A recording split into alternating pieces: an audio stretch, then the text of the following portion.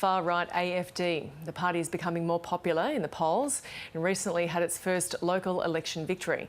The head of the opposition opened the door for a possible local operation with the AfD, but quickly backtracked after he was strongly criticised.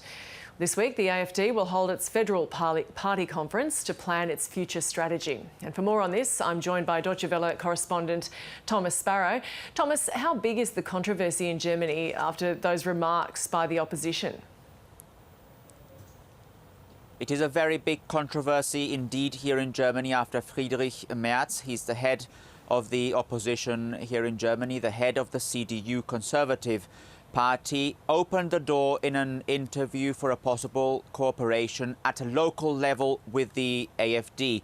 Only hours after he gave those statements, he had to actually reverse them, backtrack them, saying that there would not be cooperation with the far-right AfD at any level. And that came after very strong criticism, both within his ranks, but also from politicians that belong to other parties. This all has to do in Germany with a firewall that has been in place for a long time now, which basically meant that all other parties had complied, had promised not to work with the AfD.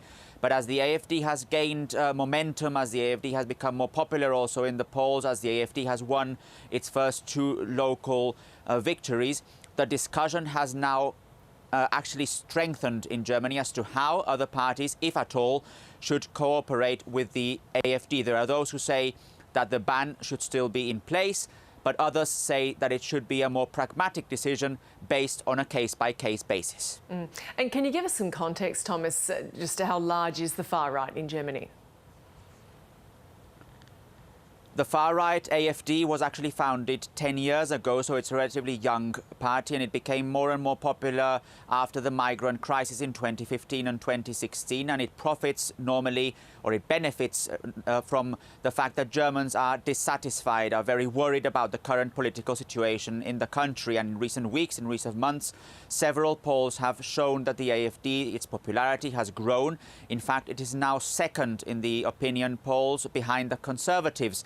And they seem to have been profiting a lot from the current insecurity in Germany when it comes, for example, to the arrival of migrants, when it comes to the economic situation, when it comes to the war in Ukraine. And they have indeed won those two first local victories. They are small victories from a local perspective, but nevertheless, they still broke a taboo here in Germany. So as such, it has meant a big political discussion in the country as to how other parties should deal with the AfD and also how the AfD should plan its strategy. And that's precisely what we're going to see this week during the AfD's party conference in the eastern city of Magdeburg.